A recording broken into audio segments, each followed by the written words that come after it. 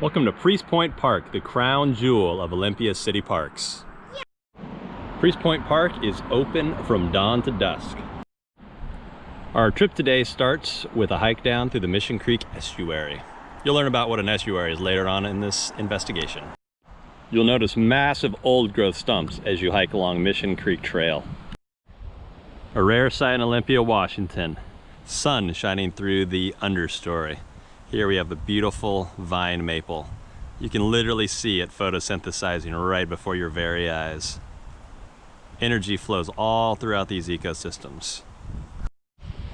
As you hike down the Mission Creek Trail, you'll be rewarded with a beautiful sight, Bud Bay. You'll notice the port, you'll notice the Capitol building, and this fine little piece of water here is Mission Creek. This is the estuary. This is where fresh water from Mission Creek meets the saltwater of Puget Sound. Some of my favorite plants in the estuary are these little pickle weeds down here. You can actually eat them. Super salty, super crunchy, full of vitamins and minerals. The tide's pretty high right now, so we're not gonna be able to walk along the beach to get to the rest of Priest Point Park. No worries, you can go right back up the Mission Creek Trail, back up into the main part of the park, and then hit up the rest of the trails. Let's go. So if you're observant, you're gonna notice some really neat things at the base of some of the trees here at Priest Point Park. This is fungus, fungi. Many people call it mushroom. Well, mushrooms are actually just the fruiting body of the fungi. But what they do here is they help break down dead, decaying organic matter and returning nutrients back into the soil for other plant life. And if you're really careful and observant, you'll start to notice some other decomposers in the forest, like that little baby banana slug. Again, they're gonna help break down dead, decaying matter, recycling nutrients and matter all throughout the forest for other living creatures. One of the coolest things about hiking around a forest is when you notice signs of disturbance. If you look really close at this Douglas fir, you're gonna see black, charred bark down near the base. And I continue up the trail, and yet another behemoth Douglas fir with burnt bark. Yep, this place saw fire not too long ago. But these trees have a really cool adaptation. If you notice how thick and furrowed that bark is, it helps protect the trees from small scale fires. Small, frequent intensity fires are actually pretty beneficial for a lot of the forests around here. They help kill off beetles and other bugs that might harm forests. They also help recycle nutrients back into the forest, and they just thin out the understory for things like deer and other browsing animals. So after you leave the Mission Creek Estuary Trail, come on over here, the Ellis Cove Trail. This is definitely the best trail system in the park. All right, so when you come out here to Priest Point Park, a couple things to remember. Number one, if you bring your pets, make sure they are leashed up. Number two, get yourself a bag, because if they poop, you gotta pick it up. Because when dogs poop, if that poop stays on the ground, the rain will wash the poop and all the nutrients down into Bud Bay and Puget Sound, causing eutrophication. That's not good. And of course, we want you to pack it in, pack it out. So if you have any garbage, make sure it goes in the garbage can. So check out this sign, the Great Washington State Birding Trail, Southwest Loop. So we have these awesome bird trails all around Washington State. So that means this is gonna be a great place to find really cool birds. Hopefully we'll see some on our hike today. I'm thinking we might find things like great blue herons, belted kingfishers, things like that. We'll just have to be observant.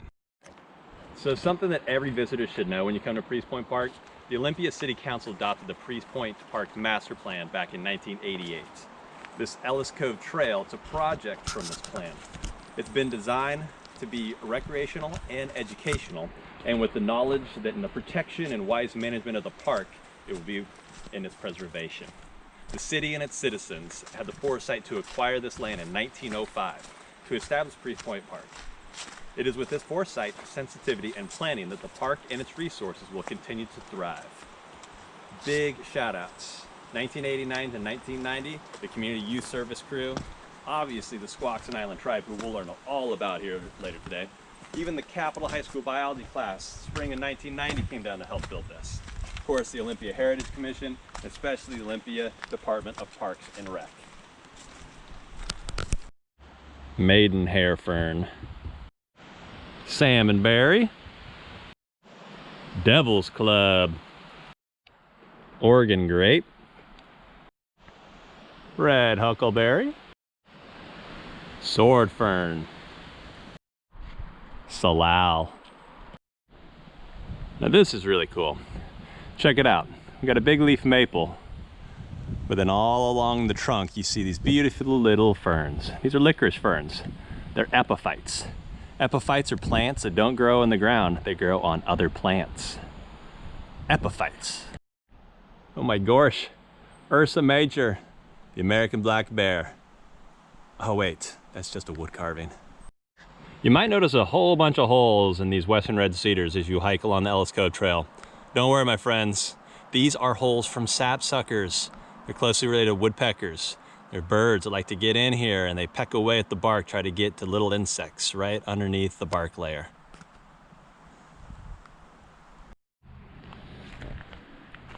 So here's an interesting interpretive sign. It says, restoring our natural plant community. This is all about invasive plants. What are invasive plants? Well, I'll tell you in a minute. Not all is well here at Priest Point Park. Look at this understory full of all of these little leaves. Oh man, they're going all the way up this big leaf maple tree now. This is English ivy. It's introduced way back in the 1800s. And unfortunately, this is what we call an invasive species. It spreads all over the forest floor, and it will soon outcompete a lot of the native plants for valuable resources. So an invasive species is a species that's been introduced by humans and it takes over in an ecosystem, usually because it has no natural predator. One of the coolest things the Parks Department has done is to build this really awesome wooden walkway that'll take us right to Ellis Cove, where we can learn all about salmon.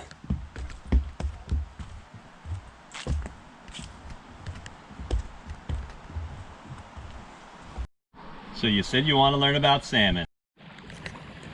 Several anadromous fish species are present in Budd Inlet, with coho salmon, chum salmon, and cutthroat trout present in Ellis Creek. In addition to the anadromous species, sticklebacks, sculpins, pile perch, dogfish, starry flounder, and herring are also found in Budd Inlet, adjacent to Priest Point Park. All Pacific salmon die after spawning, and their carcasses return needed nutrients to the water.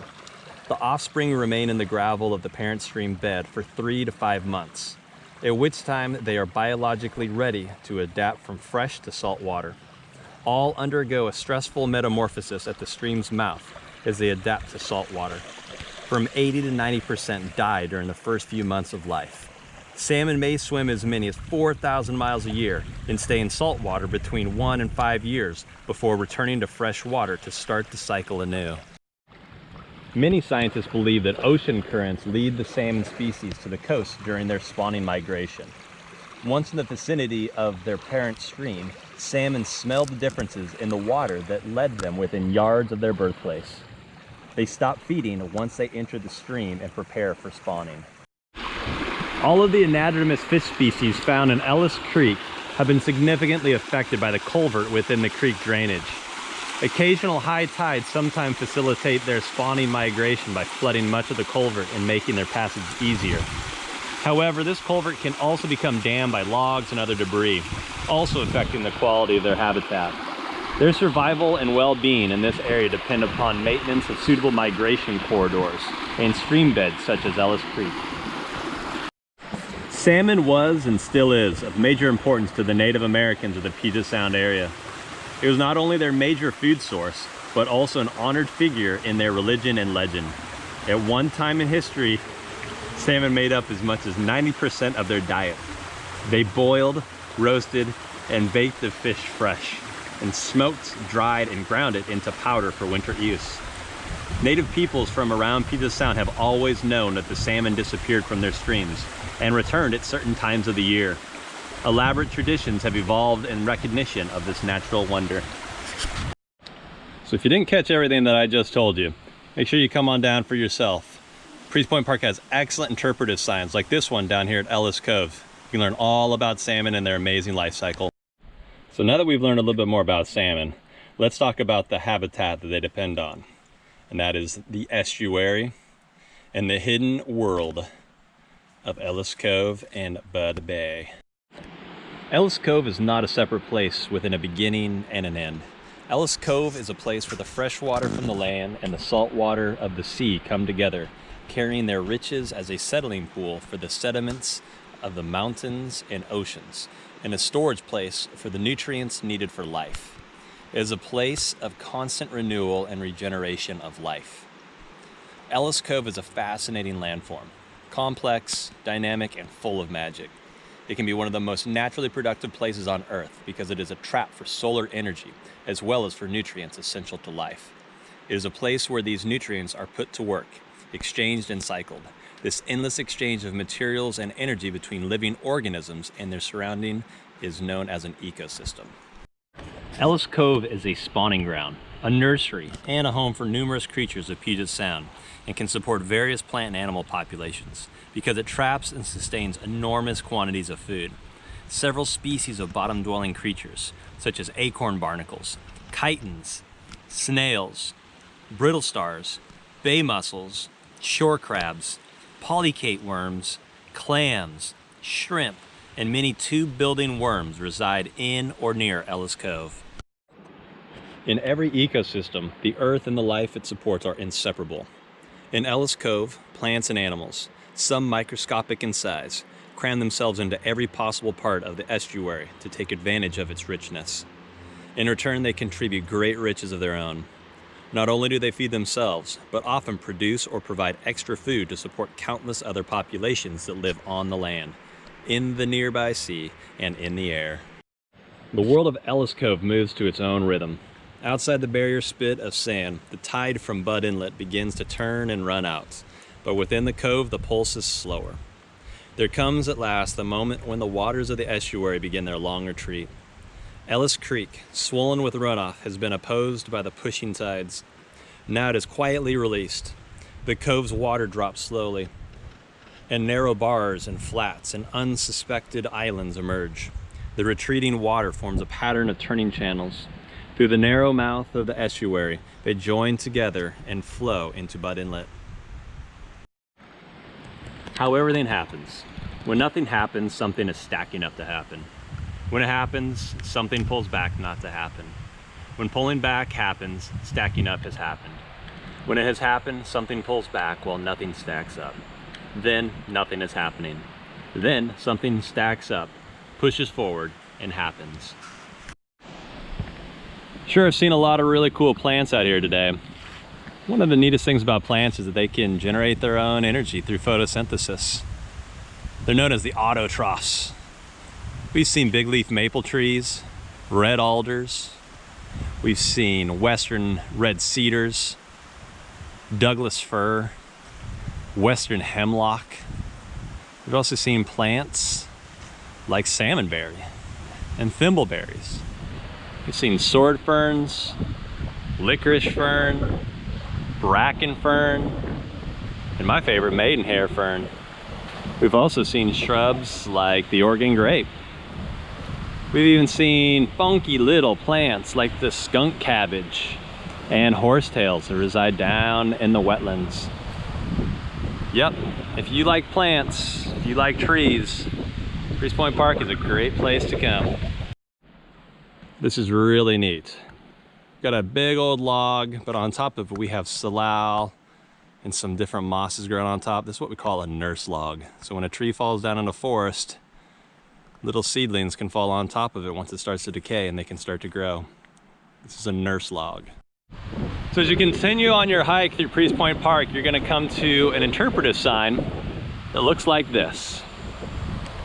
This is all about the early people. You always have to acknowledge whose land you're on, and we are on the land of the Squaxin people. So let's learn about them. For thousands of years, Bud Inlet and the numerous other waterways of Puget Sound have sustained the lives of humans, plants, and animals, and provided routes of travel connecting distant areas and people. Some of the earliest people known to camp, trade, and visit within the Priest Point Park area of Bud Inlet were Native American people from several surrounding village locations. There were the Stichasmish, the Sahiwamish, the Tepexkin, Squiatl, Squaxin, and the Nukuchotl people. These tribes lived, fished, and traded along all the major waterways within Puget Sound. They moved about the waterways according to the seasons and thought of themselves as belonging to the land. The fisheries were held in common by all tribal members, and no tribe pretended to claim from another or from any individual the right of taking. In 1854, the Medicine Creek Treaty assigned most of these people to the Squaxin Island, known to Native Americans as Cla'Chi-min, meaning strong young man, and collectively named them Squaxin Indians. The present-day Squaxin tribe of Indians is composed primarily of descendants of the original inhabitants of all the inlets of South Puget Sound, including Henderson, Budd, Eld, Totten, Hammersley, and Case Inlets. Traditionally, many Native American people came from great distances to the Priest Point Park area, not only for the salmon and clams, which were plentiful, but to exchange goods. There were Duwamish people from the present site of Seattle, and Klallams from Port Townsend, who would bring dried halibut from the Straits of Juan de Fuca. People from the east of the mountains would bring bitter roots, huckleberries, and other specialties. The first major event of recorded history within Priest Point Park was the arrival of the Catholic missionaries. This took place in 1848. The area north of Ellis Cove has historically been identified as the Native American portion of the mission complex. At one time, this area included the location of an Indian school, dwelling structure, and cemetery. Once the mission was established at Priest Point Park, many of the early people from this area did not return to trade or celebrate, and undoubtedly missed one of their favorite summer camping places, where they enjoyed their temporary madhouses, potlatches, and low fires along the beach. The mission, known as St. Joseph's, was officially closed during the summer of 1860. The land was held in private ownership until 1905, when the area was acquired by the city of Olympia as its first park property. Squaxins are a people of the water, of the land, and of the sky. We're born of the bays, inlets, and streams. Our life continues to depend on the stewardship we extend to all the earth. Our elders teach us to respect the natural order of the land and all things connected. As a fishing people, we understand, love, and respect the life and habitat of the salmon. Life from the smallest clam to the massive whale is shown respect so that the human condition can flourish. It continues to be understood that the way we treat the earth affects the lives of all mankind. Enjoy the beautiful land and water. There's much to enjoy. Love it, and it will love you back. Mistreat the land and the water, and they will suffer, eventually bringing suffering to the inhabitants of the land. People of the water, from a Squaxin Island history. Historically, Budd Bay was a great place for shellfish, oysters, and clams, and mussels, scallops, even gooey ducks. But unfortunately, through over 100 years of industrialization and water pollution, these beaches are now closed to shellfish harvesting. So what kind of animals live out here, you ask? Ask me.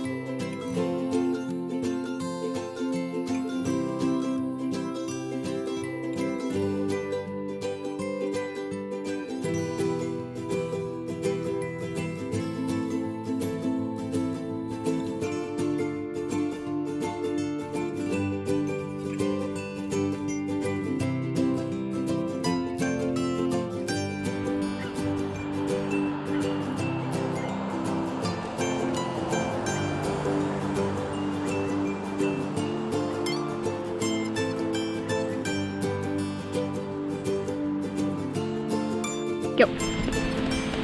All things are bound together. All things connect. What happens to the earth happens to the children of the earth. Man has not woven the web of life. He is but one thread. Whatever he does to the web, he does to himself. Those are the words of Chief Seattle. I really hope that you guys come out here. I hope you enjoy your expedition to Priest Point Park. And remember, this land is your land. This land is my land. Take care, Marshall Middle School.